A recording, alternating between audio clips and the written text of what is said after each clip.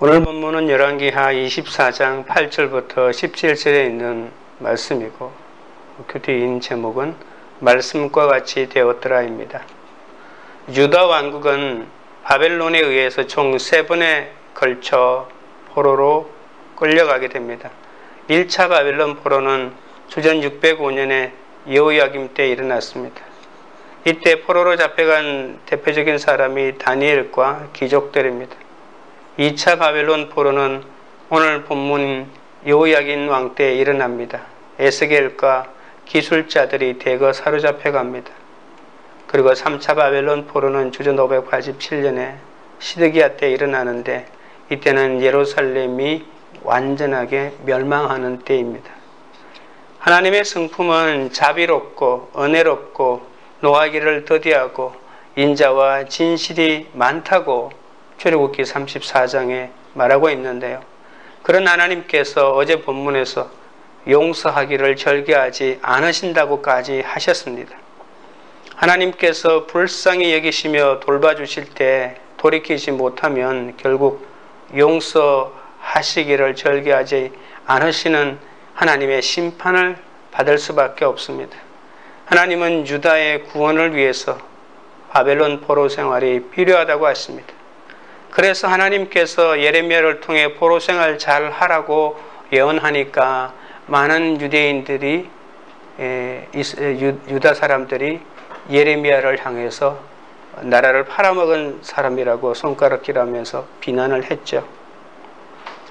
하나님께서는 지금 이스라엘에게 있어 가장 필요한 것은 회복인데 심판을 거치지 않고는 회복이 불가능하다고 생각했던 것이죠. 그런데도 유다는 바벨론에 항거하기만 합니다. 우리는 우리의 뜻을 세우는 존재가 아닙니다. 내 마음대로 직장을 그만두고 내 마음대로 친구와 절교하고 내 마음대로 이혼하고 내 마음대로 하나님께서 허락하신 고난을 외면할 수가 없습니다. 하나님께서 허락한 고난을 잘 견디지 못하고 내 마음에 원하는 대로 쉬운 길로 택하는 것이 바로 애굽으로 가는 것이잖아요. 하나님은 지금 바벨론의 포로 생활을 겪고 견디라고 하는데 그러면서 자기 죄를 보라고 하는데 나는 바벨론 포로 생활이 싫다면서 바벨론보다도 더 힘있는 세상의 힘을 찾기 위해서 발부둥을 치고 있으니까 하기 싫은 것을 하는 것이 적용입니다. 왜 우리는 이런 힘든 적용을 하며 살아가야 할까요? 그것은 인생의 목적이 행복이 아니고 구원이고 또 거룩이기 때문에 그렇습니다. 오늘 이제 2차 포로의 상태를 보여주는 여호야긴 때의 상황들을 살펴보도록 하겠습니다. 첫째는 듣지 않는 여호야긴입니다. 8절입니다. 여호야긴이 왕이 될 때 나이가 18세라 예루살렘에서 10달간 다스리니라. 그의 어머니의 이름은 느후스다요 예루살렘 엘라단의 딸이더라. 여호야김은 예루살렘이 바벨론 군대에게 포위된 상태에서 죽었습니다. 느부갓네살이 죽였던 친바벨론 세력에 의해 살해당했을 가능성도 다 있습니다. 그래서 느부갓네살에 의해서 직접 죽었을 가능성 그리고 친바벨론 세력에 의해서 살해당했을 가능성 두 가지가 다 있다고 제가 어제 말씀을 드렸잖아요. 어제도 잠깐 언급했지만 그런데 역대기에서는 여호야김의 죽음에 대해서 다른 사실을 알려줍니다. 쇠사슬에 결박되어 바벨론으로 포로로 끌려갔다고 합니다. 역대기 36장 6절에 바벨론 왕 느부갓네살이 올라와서 그를 치고 그를 쇠사슬로 결박하여 바벨론으로 잡아가고라고 말합니다. 열왕기에서는 죽었다고 얘기하는데 역대기에서는 끌려갔다고 하니까 두 가지 사실을 보도하고 있습니다. 열왕기에서는 그냥 조상들과 함께 잤다고만 하니까 역대기가 좀 더 비극적인 모습을 보여주고 있죠. 여기에서 어느 것이 사실인지 밝히는 것은 별로 의미가 없을 것 같습니다. 나라가 침략당하는 혼란스러운 상황 속에서 여호와께서 임명하신다라고 하는 뜻을 가진 여호야긴은 18세의 나이로 왕위에 오르게 됩니다. 여호야긴의 본명은 여고냐이고 이 여고냐를 고니야라고 이렇게 축약형으로 부르기도 합니다. 여호야긴은 그가 등극할 때의 이름입니다. 여호야긴의 통치는 석 달에 불과합니다. 그가 다스린 지 석 달 만에 예루살렘이 다시 바벨론 군대에 의해 포위당했고 그 자신은 느부갓네살에게 포로로 사로잡혀갔습니다. 바벨론 연대기를 참조하면 느부갓네살은 통치 7년, 그러니까 주전 598년 12월에 아람과 팔레스타인 지역 원정을 나섰고 이듬해 587년의 3월에 예루살렘을 점령했다고 나와 있습니다. 9절입니다. 여호야긴이 그의 아버지의 모든 행위를 따라서 아버지께서 보시기에 악을 행하였더라. 여호야긴은 비록 3개월에 불과한 짧은 통치 기간이었지만 여호야긴의 통치에 대한 평가는 냉혹합니다. 그 역시 여호야김처럼 여호와 보시기에 악을 행합니다. 그런데 고작 3개월간 왕으로 있었지만 그는 저기 이전부터 선지자 예레미야와 하박국이 외치는 심판과 회개의 메시지를 들을 기회가 충분히 있었을 것입니다. 그런데도 그는 자신의 부친을 따라 악을 행하고 남유다의 멸망을 재촉합니다. 통치의 길고 짧음이 문제가 아닙니다. 하나님은 사람의 마음과 행위를 살피시고 판단하는 분이시잖아요. 하나님 앞에서 행해진 악은 심판으로 연결된다는 것이 성경의 가르침입니다.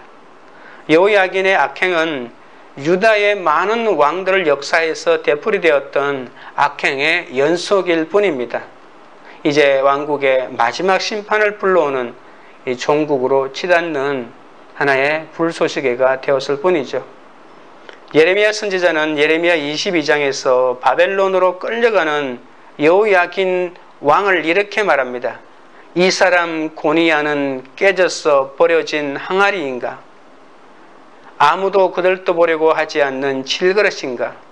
어찌하여 그는 자신도 모르는 낯선 땅으로 가족과 함께 쫓겨나서 멀리 끌려가게 되었는가?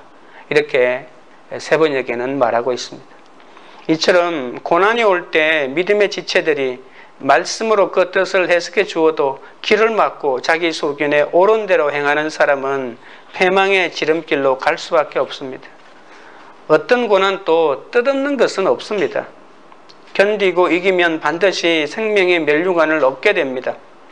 힘든 환경을 벗어나기 위해서 이혼하고 도망치는 것은 결코 새로운 시작이 아닙니다. 이혼하고 재혼하면 새로운 시작인 것 같지만 그것은 전혀 새롭지가 않습니다. 나는 내 고난 때문에 택함받은 것이 아닙니다. 모든 사람의 고난과 아픔 때문에 나를 제사장 삼아 주셨습니다. 제사장 신분으로서 날마다 내 죄를 보고 내 죄와 싸우면서 공동체와 지체의 죄를 지적해서 같이 싸워줘야 하는 거죠. 다른 사람의 죄를 지적하는 것은 말로 지적하는 것이 아닙니다. 가장 어리석은 사람이 말로 지적하는 사람이고 스스로 자기 죄와 싸우는 모습을 드러내 놓는 것이 다른 사람의 죄를 지적하는 것이죠. 적용 질문을 드리겠습니다. 나에게 찾아온 사건을 말씀으로 해석하고 권면해주는 믿음의 지체는 누구입니까? 그 권면의 귀를 기울입니까? 아니면 내 소근에 옳은 대로 행합니까? 둘째는 그 성을 애워사니라입니다. 10절부터 12절에 있는 말씀입니다. 그때에 바벨론의 왕 느부갓네살의 신복들이 예루살렘에 올라와서 그 성을 애워싸니라. 그의 신복들이 애워쌀 때에 바벨론의 왕 느부갓네살도 그 성에 이르니 유다의 왕 여호야긴이 그의 어머니와 신복과 지도자들과 내시들과 함께 바벨론 왕에게 나아가매 왕이 잡으니 때는 바벨론의 왕 18째 해니라. 바벨론 군대가 예루살렘을 포위한 상황에서 느부갓네살이 도착합니다. 여호야긴은 어머니와 여러 신하와 함께 나아가 느부갓네살에게 항복을 하죠. 바벨론 왕이 여호야긴과 왕족들을 관대하게 대한 것은 아마도 여호야긴이 신속하게 항복했기 때문일 것입니다. 여호야긴을 비롯한 왕실 인물들이 바벨론 왕에게로 나아가는 장면은 유다의 역사에서 참 서글픈 장면이죠. 우리나라도 조선시대 때 인족 임금이 다스리던 때 청나라에게 굴욕을 당한 적이 있습니다. 인조가 명나라를 섬기고 후금을 멀리하자 후금이 조선을 침략합니다. 조선과 후금은 형제 나라로 지내기로 약속을 하고 전쟁이 끝납니다. 이것이 정묘호란이라고 합니다. 그런데 후금이 보기에 형제 나라로 하기로 했는데 여전히 명나라와는 친밀하게 지내고 자기들은 오랑캐라고 하면서 멸시하는 것을 알게 되자 이 후금이 자신의 나라 이름을 이제 청나라로 바꾸고 군사 10만 대군을 이끌고 신하의 예를 갖추라고 하면서 이제 형제가 아니라 너는 우리의 신하라고 하면서 형제 예를 갖추라고 하면서 1636년 12월 추운 겨울에 다시 조선을 침략합니다. 이 전쟁이 바로 병자호란입니다. 임금인 인조는 한양을 버리고 남한산성으로 도망을 쳐서 남한산성 안에서 47일 동안 대항했지만 결국 항복합니다. 인조는 한강 나루터인 삼전도라고 하는 곳에 왕의 황제에게 무릎을 꿇고 3번 절하고 9번 머리를 땅바닥에 찢는 굴욕적인 항복을 합니다. 이것을 삼전도의 굴욕이라고 합니다. 본문에서 갑자기 바벨론의 왕 8째 해라고 하면서 바벨론 왕의 연대기를 사용하잖아요. 보통 유다의 왕 누구 통치 몇 년 이렇게 말하는데 나라가 완전히 바벨론에게 예속되고 말았다는 충격적인 메시지를 보여주는 것이죠. 13절입니다.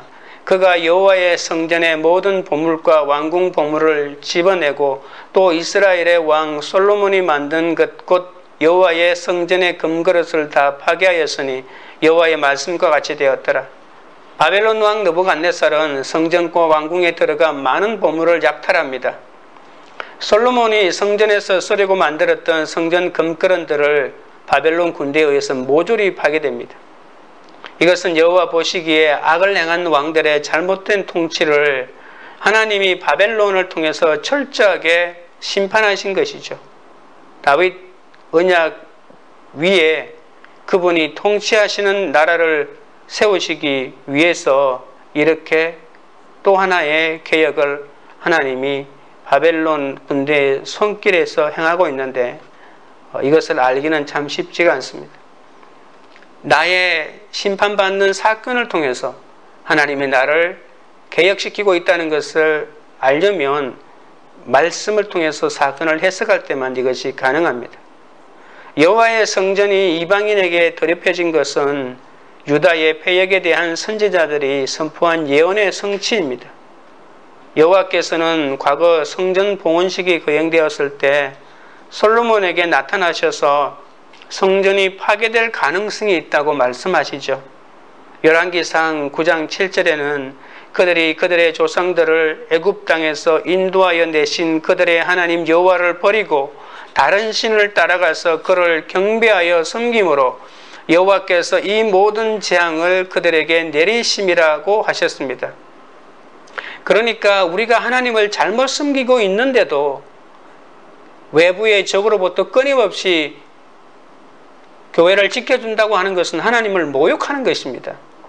하나님은 적을 통해서 그 예배를 뒤집어 엎고 그 성전을 뒤집어 엎는 것이죠. 이것이 개혁이라고 하는 것입니다.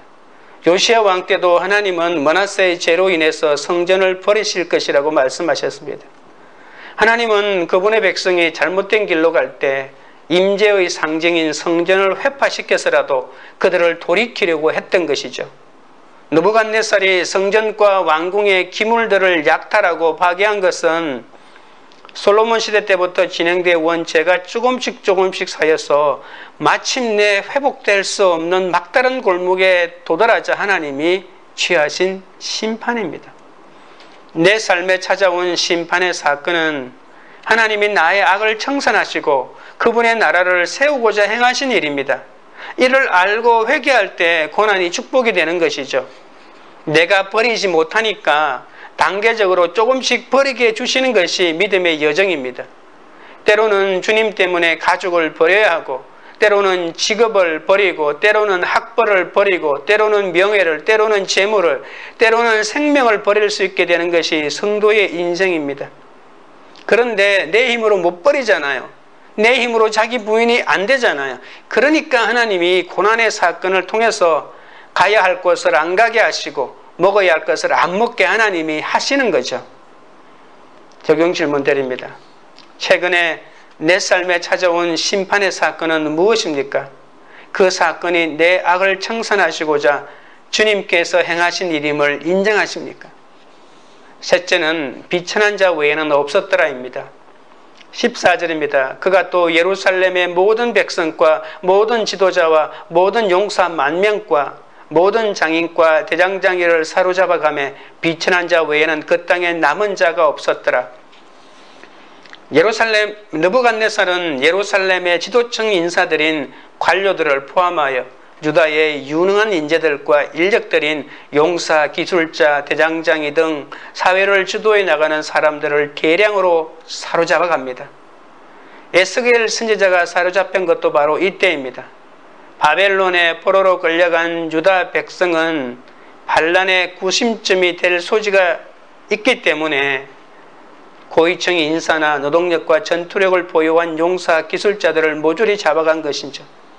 쓸만한 사람들은 모두 바벨론으로 끌어갔기 때문에 그 땅에 남은 자들은 부나 권력을 가지지 못하고 사회적인 신분이 낮은 비천한 자들만이 유다 땅에 그대로 남았습니다. 이제 유다에는 그 땅을 방어할 군사들도 다시 나라를 되찾기 위해서 의병을 모을 힘도 없고, 그리고 백성들을 이끌어줄 지도자들도, 사회가 유지되도록 경제를 발전시킬 기술자들도 하나도 남아있지 않았습니다. 이는 유다 땅에서 자신들과 맞설 수 있는 세력을 전부 없애려는 바벨론의 전략이었습니다. 엘리트 시민들이 하나도 없는 상실된 이 유다 사회의 붕괴를 우리가 불을 보듯이 보는 듯합니다. 동시에 이스라엘을 향한 하나님의 메시지이기도 합니다. 15절 16절입니다. 그가 여호야긴을 바벨론으로 사로잡아가고 왕의 어머니와 왕의 아내들과 내시들과 나라의 권세 있는 자들도 예루살렘에서 바벨론으로 사로잡아가고 또 용사 7,000명과 장인과 대장장이 1,000명 곧 용감하여 싸움을 할 만한 모든 자들을 바벨론 왕이 바벨론으로 사로잡아가고, 포로로 사로잡힌 자의 수는 대략 10,000명 정도였습니다. 유다의 유능한 자들이 이처럼 대량으로 끌려가므로 당연히 유다의 종발을 재촉합니다. 느부갓네살은 여호야긴 왕과 그의 어머니 느우스다를 포함한 많은 왕족과 권력층인 지도자들도 모조리 포로로 사로잡아갑니다. 그래서 오늘 다시 숫자를 밝히고 있는데 용사 7,000명, 장인 및 대장장이 1,000명을 다시 소개하지만 이들은 앞에 말했던 그 10,000명 안에 포함되는 숫자입니다. 예레미야가 언급하고 있는 유다인 3,023명도 이 10,000명 속에 포함된다고 볼 수 있습니다. 그러니까 용사 7,000명, 장인과 대장장이 1,000명, 유다인 3,023명을 합해서 대략 10,000명 정도가 포로로 2차 포로로 잡혀갔다고 볼 수 있습니다. 제가 앞에서 언급한 병자호란 때 청나라에 잡혀간 조선 사람들도 어마어마합니다. 왕자들이 사로잡혀 간 것은 말할 것도 없고, 그 당시 조선 사람들의 인구의 6%인 60만 명이 포로로 잡혀갔습니다. 그렇게 많은 포로를 잡아간 이유는 포로 한 사람을 돌려주는데 돈을 받았습니다. 한 30냥가량. 그래서 돈을 벌기 위해서 그렇게 많은 사람들을 데리고 간 거죠. 어떤 사람은 비싸게는 250냥까지 받았다는 기록이 있습니다.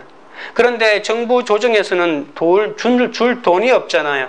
그러니까 남아있는 식구들이 사비를 들여서 그 포로를 사오는데, 그래서 포로들의 몸값이 높아져서 어떤 사람은 2,000냥까지 넘기도 했다는 것입니다. 그렇게 끌려간 사람 중에 결혼하지 않는 여인이 20만 명이나 되었다고 합니다. 그들은 천신만고 끝에 돌아와도 오랑캐에게 정절을 더럽혔다는 이유로 환양년이라고 불리면서 멸시를 당했죠. 그 당시 사대부들은 나라를 지키지 못한 자신들의 무능을 탓하지 않고 잡혀간 부인들이 돌아오자 양반들의 이혼 신청이 줄을 이었다고 하는 기록도 있습니다. 전쟁은 이처럼 동서고금을 막론하고 너무나 비참합니다. 그 중에서도 힘없는 여인들의 비참함은 이루 말할 수가 없습니다. 누가 하나님의 심판을 당해도 된다고 말할 수가 있겠습니까? 이 땅에 전쟁보다 참혹한 심판이 있을까요? 하나님이 왜 이토록 무자비한 심판을 허락했을까요? 이스라엘의 죄악이, 유다의 죄악이 너무나도 가득 찼기 때문입니다. 하나님의 음성을 듣는 소수의 충실한 사람들, 특히 예레미야와 같은 사람이 마음을 다하여 국가의 운명을 바꾸려고 미친 듯이 막아냈지만 역부족이었기 때문에 이 예레미야가 할 수 있는 것은 눈물로 기도하는 수밖에 없었어. 17절입니다. 바벨론 왕이 또 여호야긴의 숙부 마따니아를 대신하여 왕으로 삼고 그의 이름을 고쳐 시드기야라 하였더라. 느부갓네살은 여호야긴의 삼촌인 마따니아라고 하는 사람을 유다의 왕으로 삼고 그의 이름을 시드기야로 바꿉니다. 마따니아는 요시아의 셋째 아들이죠. 여호야김은 애굽 사람들이 유다의 왕으로 세웠는데 이번에는 바벨론 사람들이 시드기야를 유다의 왕으로 세웁니다. 그리고 느부갓네살은 이름을 고침으로써 자신이 정복자의 권세를, 자신이 가지고 있는 정복자의 권세를 나타내고자 했습니다. 그것은 바벨론에 예속된 유다 왕국의 슬픈 운명을 더 크게 드러내줍니다. 하나님을 배반한 왕이나 백성이나 국가는 이 세상의 권세에 속할 수밖에 없다는 통렬한 교훈을 던져줍니다. 유다는 지금 이방인의 손에 좌지우지되고 있습니다. 그러나 이 모든 일의 배후에는 하나님이 계십니다. 하나님께서 오래전에 예언하신 말씀의 성취입니다. 내 생각과 내 방법을 하나님의 말씀보다 의지할 때 내 힘으로 무언가를 할 수 있다고 믿게 됩니다. 따라서 나의 유력한 것들이 사로잡히게 된 것은 내 비천함을 돌아보시고 구원하시는 하나님이 한 분밖에 없다는 것을 알게 하시려는 하나님의 사랑이자 신호라고 하는 것을 깨달아야 합니다. 우리가 두려워하지 않을 수 있는 비결은 승리에 대한 확신입니다. 이 확신은 어디에서 오는 것일까요? 자기 확신에서 올까요? 아닙니다. 반대로 자기 부인에서 이 확신이 옵니다. 확신에 차 있다는 것은 자신의 약점과 강점을 잘 알고 있다는 뜻이죠. 자신의 약점과 강점을 아는 것이 자기 부인에서 비롯됩니다. 확신에 찬 사람은 자신의 약점을 알기 때문에 강점을 키울 수 있습니다. 그리고 또 상대방의 강점도 키워줄 수 있습니다. 상대방의 강점을 위협으로 느끼지 않고 자신의 재산으로 여깁니다. 그런데 날마다 비교하고 시기하고 질투에 사로잡힌 사람들은 상대방이 가진 장점을 오히려 나를 밀어낼 수도 있다고 하는 위협으로 느낍니다. 영적으로든 육적으로든 상대방이 나보다 나은 것을 인정하지 못하고 두려워하기만 합니다. 확신에 찬 사람은 상대방을 수용하고 인정합니다. 상대방에게 자신을 강요하지 않습니다. 그것이 두려워하지 않는 비결입니다. 적용 질문을 드립니다. 포로로 사로잡히게 된 나의 유력한 것은 무엇입니까? 고난 가운데 공동체에서 나의 비천함을 고백하며 주님만 바라보고 있습니까? 기도드리겠습니다. 하나님 아버지, 하나님은 아무리 용서해 주어도 회복되지 않는 유다를 마침내 바벨론 포로로 보내는 극약 처방을 내립니다. 지금은 바벨론 포로살이를 하면서 내 죄를 보고 회개해야 할 시기라고 말씀하셨습니다. 그러나 여호야김 왕은 바벨론을 3년만 숨기다가 다시 애굽으로 도망을 칩니다. 하나님 아버지, 저도 여호야김 왕과 하나도 다를 바가 없는 존재입니다.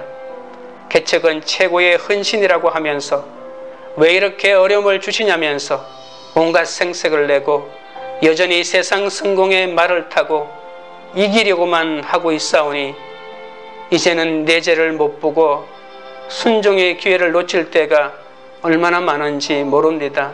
주여 불쌍히 여겨 주시옵소서.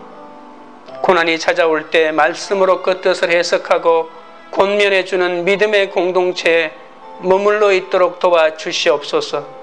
말씀이 들리는 구조 속에 있으면서 사건을 말씀으로 해석하고 권면해 주는 믿음의 지체들을 귀하게 여기게 하시고 그 권면의 귀를 기울여 적용으로 나아갈 수 있도록 은혜를 더하여 주옵소서. 내 소견에 옳은 대로 행하지 않도록 붙잡아 주시옵소서. 내 삶에 찾아온 어떤 심판 같은 사건도 저를 멸하려고 하는 것이 아니라 내 안에 악을 청산하시기 위해서 주님이 찾아오신 것임을 알게 하여 주시옵소서. 내가 의지하던 세력에 사로잡혀가는 것이 아니고 내가 그렇게 무시하던 세력에 사로잡혀가는 것이 바로 내 삶의 결론인 것을 알게 하여 주옵소서. 사로잡힌 환경에서 말씀대로 나의 비천함을 깨닫고 주님만 온전히 바라볼 수 있게 하여 주시기를 원합니다. 이것만은 내가 최고라고 여기는 교만이, 내가 늘 자랑하는 것이 나를 사로잡는다고 하십니다. 나라를 다시 세울 만하나 유력한 지도자는 한 명도 남김없이 다 사로잡혀가고 지금 내게는 비천함밖에 남은 것이 없다고 한산할 수도 있겠지만, 그러나 이것이 하나님께서 지금 허락하신 하나님의 회개를 하기 위한 배려임을 깨닫게 하여 주시옵소서. 내게는 주님이 있사오니 세상을 바라보지 않고 주님만을 바라보도록 인도하여 주옵소서. 광교 우리들 교회가 세상에 속하지 않고 하나님께 속해 있사오니 세상을 이기게 하여 주시옵소서. 세상을 본받아 여호와 보시기에 악을 행하지 않게 하옵소서. 사로잡힌 환경 가운데서도 아버지 하나님 공동체가 날마다 말씀 앞에 자신의 비참함을 보고 주님만 바라보는 그런 귀한 공동체가 되도록 인도하여 주시옵소서. 예수님의 이름으로 기도드립니다. 아멘.